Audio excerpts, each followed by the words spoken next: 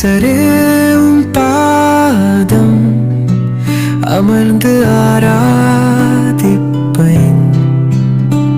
உன் தாசனின் பங்காகவே ஏற்றிடுமே என் வாழ்வின் மொழியே.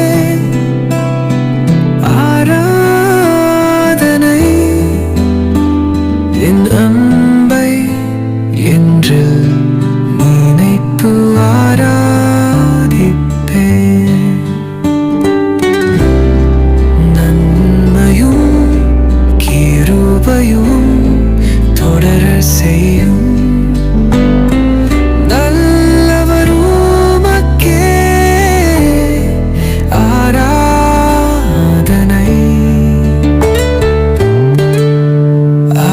பிரைஸ் தி லார்ட், ஹல்லேலூயா. சீயோன் வேதாகம ஆய்விற்கு அன்போடு கூட இயேசு கிறிஸ்துவின் நாமத்தில் உங்களை வரவேற்கிறேன். இன்றைய தினத்திலும் சங்கீதங்களின் புஸ்தகம் அதிகாரங்கள் 46ஆம் அதிகாரம் முதல் 50ஆம் அதிகாரங்களில் உள்ள வசனங்களை தியானிக்க சர்வ வல்லமையுள்ள தேவன் நமக்கு கிருபை பாராட்டுவாராக.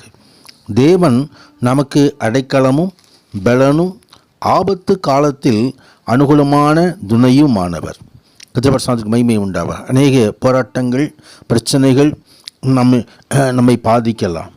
ஆனாலும் நாம் பயப்பட வேண்டிய அவசியம் இல்லை. பூமி நிலைமாறி போகின்ற அளவுக்கு, மலைகள் நடுசமுத்திரத்திலே சாய்ந்து போகிற அளவுக்கு, நாம் பயப்படத்தக்க அளவுக்கு பிரச்சனைகள் வந்தாலும் நாம் நோக்க வேண்டியது கோலியாத்தை அல்ல, கோலியாத்தை உருவாக்கின தேவனாகிய கர்த்தர். அவர் நம்மோடு இருக்கிறார். அவர் நமக்கு அடைக்கலம் தருகிற தேவன். கர்த்தருக்கு மகிமை உண்டாவதாக. எந்த சூழ்நிலையிலும் நமக்கு துணையாளராக பரிசுத்த ஆவியானவர் தந்தரப்பட்டிருக்கிறார். அந்த பரிசுத்த ஆவியானவர் நமக்கு துணையாளர், நம்மை நடத்துகிறவர், ஆலோசனை தருகிறவர். அவர் தாமே ஜீவ நதியாக வருவார். அவரை பெற்றுக்கொண்ட யாவருக்கும் அவர்தாமே சந்தோஷத்தை உண்டு பண்ணுகிற ஜீவ நதி. கர்த்தருக்கு மகிமை உண்டாவதாக.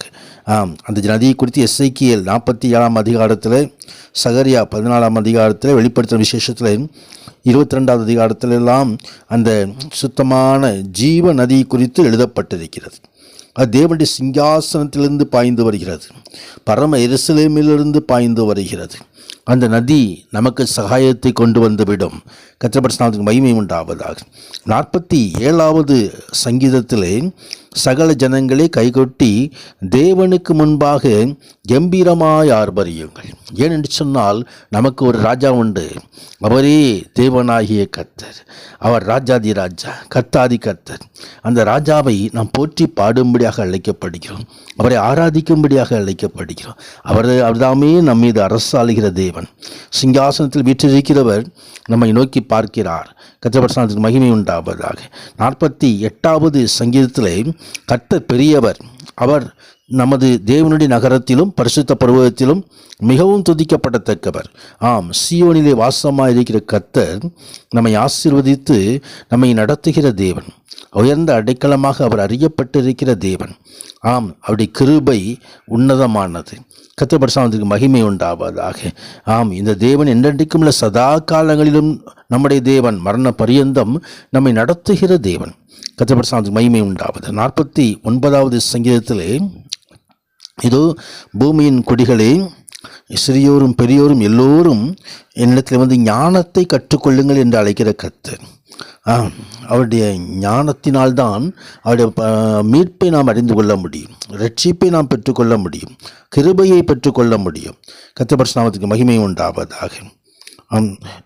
செல்வத்தின் மீது நம்பிக்கை வைத்து நிலையற்ற தன்மையும் உலகொடுக்கிறதான நிலையில்லாத அந்த இன்பங்களையும் பெறுகின்ற மனுஷனுடைய நிலைமை பரிதாபமாக முடிந்துவிடும். ஆனால் தேவனாகிய கர்த்தர் அவர் மீட்பை கொடுக்கிற தேவன். அந்த உன்னத தேவன் நாம் பெற்றுக்கொள்ளும்படியாக அழைக்கப்படுகிறோம். கர்த்தருக்கு மகிமை உண்டாவது. 50வது சங்கீதத்திலே, வல்லமையுள்ள தேவனாய் கர்த்தர் வசனித்து சூரியன் உதிக்கும் திசை தொடங்கி அது அஸ்தமிக்கும் திசை வரைக்கும் உள்ள பூமியை கூப்பிடுகிறார். அந்த கூப்பிடுகிற தேவனை பார்க்கும்போது அவர் சீயோனிலிருந்து பிரகாசிக்கிற தேவன். அவரே நீதியின் சூரியன். நமக்கு ஒரு நீதியின் சூரியன் உண்டு, அவருக்கு சட்டைகள் உண்டு. அந்த சட்டைகளினாலே நம்ம மூடும்போது இந்த சட்டைகளுக்குள்ளே ஆரோக்கியம் உண்டு என்று எழுதப்பட்டிருக்கிறது. நமது ஆவி, ஆத்மா, சரீரத்துக்கு ஆரோக்கியம் தரும்படியாக அவருடைய சட்டின் அடைக்கலம் நமக்கு உண்டு.